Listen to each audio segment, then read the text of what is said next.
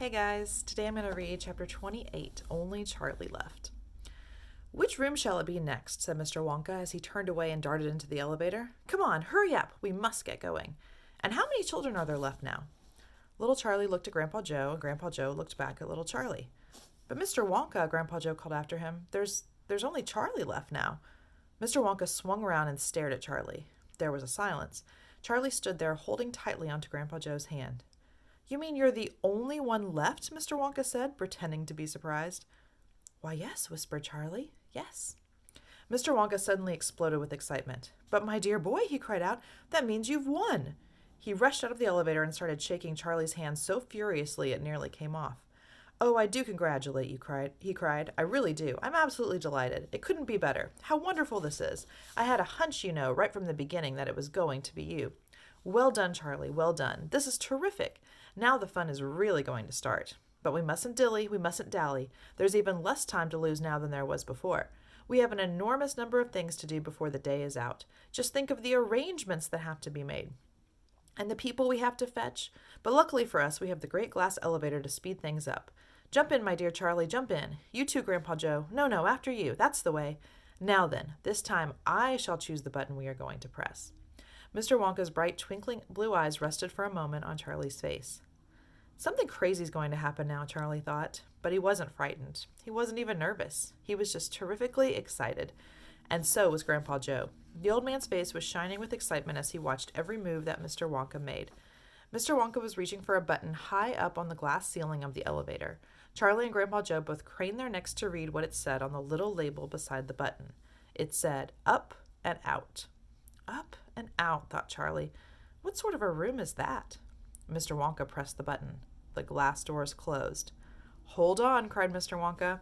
Then, wham! The elevator shot straight up like a rocket. Yippee! Shouted Grandpa Joe. Charlie was clinging to Grandpa Joe's legs, and Mr. Wonka was holding onto a strap from the ceiling. And up they went, up, straight up this time, with no twistings or turnings. And Charlie could hear the whistling of the air outside as the elevator went faster and faster. Yippee! Shouted Grandpa Joe again. Yippee! Here we go. Faster, cried Mr. Wonka, banging the wall of the elevator with his hand.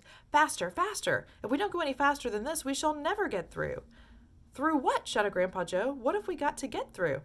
Aha, cried Mr. Wonka. You wait and see. I've been longing to press this button for years, but I've never done it until now. I was tempted many times. Oh, yes, I was tempted.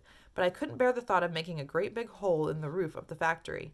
Here we go, boys. Up and out. But you don't mean, shouted Grandpa Joe, you don't really mean that this elevator... Oh, yes, I do, answered Mr. Wonka. You wait and see. Up and out. But it's made of glass, shouted Grandpa Joe. It'll break into a million pieces. I suppose it might, said Mr. Wonka, cheerful as ever, but it's pretty thick glass all the same. The elevator rushed on, going up and up and up, faster and faster and faster. Then suddenly, crash! And the most tremendous noise of splintering wood and broken tiles came from directly above their heads. And Grandpa Joe shouted, Help! It's the end! We're done for! And Mr. Wonka said, No, we're not! We're through! We're out! Sure enough, the elevator had shot right up through the roof of the factory and was now rising into the sky like a rocket. And the sunshine was pouring in through the glass roof. In 5 seconds, they were 1,000 feet up in the sky. The elevator's gone mad! Shouted Grandpa Joe. Have no fear, my dear sir, said Mr. Wonka calmly, and he pressed another button. The elevator stopped. It stopped and hung in midair, hovering like a helicopter, hovering over the factory and over the very town itself, which lay spread out below them like a picture postcard. Looking down through the glass floor on which he was standing, Charlie could see the small, faraway houses and the streets and the snow that lay thickly over everything. It was an eerie and frightening feeling to be standing on clear glass high up in the sky. It made you feel that you weren't standing on anything at all. Are we all right? Cried Grandpa Joe. How does this thing stay up? Candy power, said Mr. Wonka. 1 million candy power. Oh, look, he cried, pointing down. There go the other children. They're returning home.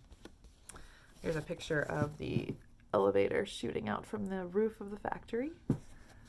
All right, guys, we'll read chapter 29 tomorrow. Have a great day.